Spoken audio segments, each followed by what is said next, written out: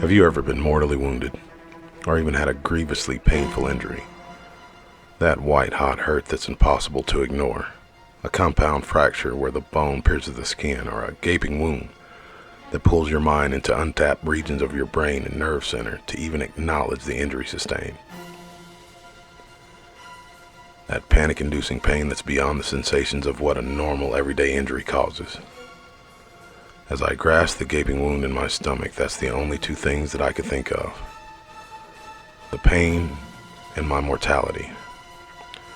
After 4 years of effectiveness and efficiency of eliminating these cryptid monsters that would wander too close to campsites or actually kill people, it would be this bundle of fur and claws that would kill me. You've heard it before. Think back. In the last moments of your life, your entire life flashes before your eyes. This monster was different from the others I'd previously encountered. His level of offensive maneuvering can only be attributed to a skilled tactician that's intimately familiar with military strategies. Looking into his strangely human eyes as I drift into the cold embrace of death, the thought of this monster's strategic efficiency brings my mind back to my father. My first father, that is. He was a Russian immigrant who worked for Lockheed Martin during the height of the Cold War. It would be years before I understood why a man that's 6 foot 2 inches tall and 230 pounds of muscle would teach me karate and boxing, yet tell me not to fight. Or teach me his native Russian, as well as Spanish, Italian, Japanese, Portuguese, and German, yet forbade me from using any of them outside of our own home. He would have his war game weekends, which was a full contact combat version of hide and seek. He'd incorporate the jiu-jitsu he taught me, and whenever he found me, because I only found him once, I had to counter it. The older I got, the more he'd incorporate strikes. One summer I thought my stomach exploded from a vicious gut shot he'd given me as I rounded the corner outside of the garage, trying to hide. I remember looking up at him, just like I was this werewolf-like creature. Then, like a door slamming in a quiet room, I heard a gunshot ring in the distance. And a few seconds later, as I stared into this monster's eyes, his head bust like a water balloon. Upon seeing this, I lost consciousness. I wake up a week and a half later with tubes in places where you wouldn't want them to be. I thought I'd died and gone to hell for everything I'd done before I was recruited by the agency to liaison with the field agents in the Department of the Interior regarding these creatures. The way our predecessors handled things was too brutal and began to draw undue attention. One more reason why the sitting president at the time garnered enemies from within his own government. The big bosses didn't like their poker games being broken up.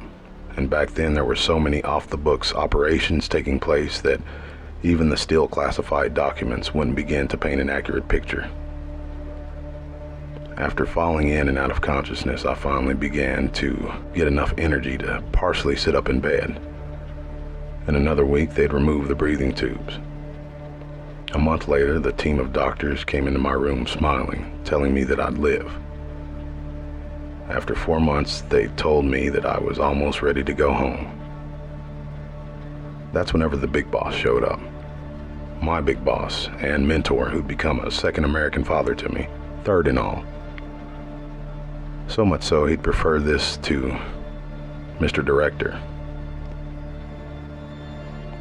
My Russian and American parents both knew him personally. Don't bother trying to stand up, son, he'd say, firmly shaking my hand, a real man's handshake. I'd ask him what the hell went wrong. I knew the look he gave me. He was never a man that showed any empathy towards anyone that I knew of.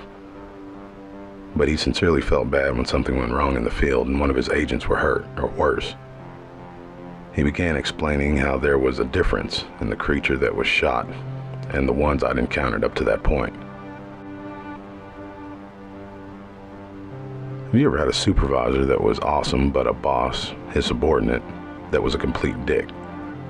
Well, that was my boss, an atypical DC bureaucrat that only had opinions that ranged within the party lines.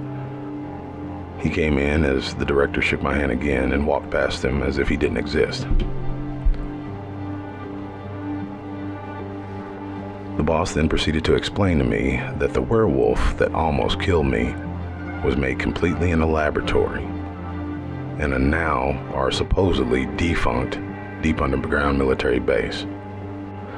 The boss then proceeded to angrily explain to me that the werewolf that almost killed me was made completely in the laboratory. It wasn't the natural monsters or the old-time Satanists or even the native tribes and their bad medicines.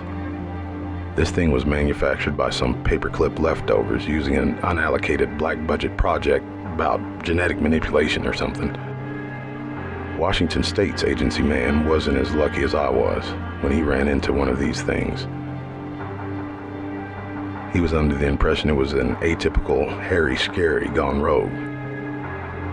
At almost a year of recovery and research into what exactly the scientists were utilizing to create such an intelligent monstrosity, I'd be assigned to my next target, with the firm understanding that I'd require a partner in the field that had medical training for at least 6 months.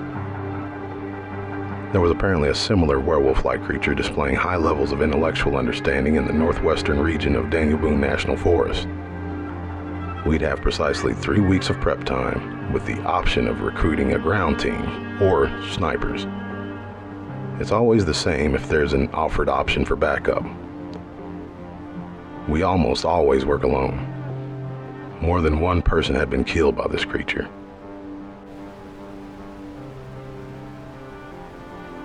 We were the last resort.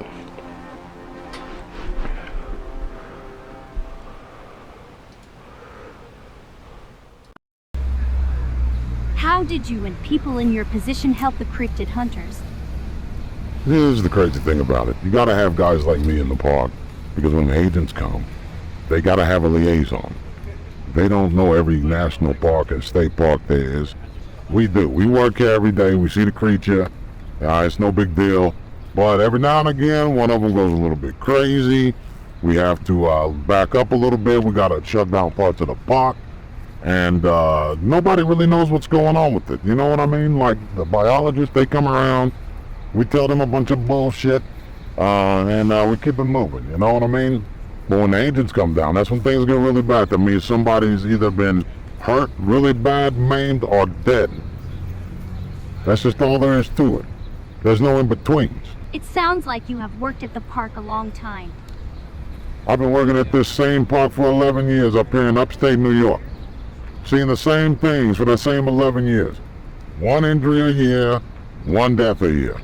There seems to be some uptick. It's 1987, you know, like everything in the world is changing. It seems like things in the park are changing too. That information should be made known to the public. Nobody will believe me though, but there's some sort of a coinciding thing going on here. You gotta think. Why is all this madness taking place in the world? The world is starting to change. Some people say for the better. I don't know. I ain't no fortune teller, you know what I mean? But I can tell you this much. Bible said things like we've been seeing here lately were gonna happen. And they're happening right now. So you can't ignore that. Why would you want to? I remember my grandfather speaking of these things. All I know is things are gonna be a whole lot rougher before they get a whole lot better there, you know? I don't think anybody's gonna be truly prepared for what's coming. He was a priest in Queens and was always speaking of the end of this age. I'm not talking some end of the world bullshit. I'm saying that things are gonna get really tough. It's gonna get really bad around here financially, motivationally. You got things going on in the Middle East. We don't know what's going on. We know what the news tells us. They're keeping more than these beasts from us. I see. I used to go to the library. There was this guy that worked up there. He used to be in the military. He told me about all these declassified files. Somehow this guy gets his hands on them, you know? Maybe he was also a part of some clandestine organization. He may have gone away to Dodo for all I know. I ain't seen him in years, but that's neither here nor there. He showed me this Operation Mockingbird, see? You see these CIA people, these CIA people, that's witchcraft if you ask me. I believe in the Lord Jesus Christ, you know what I mean? I don't mess around. But these CIA people, it's like they're a cult. They're brainwashing, they're doing this, they're that, they're here, they're there. What are you gonna do?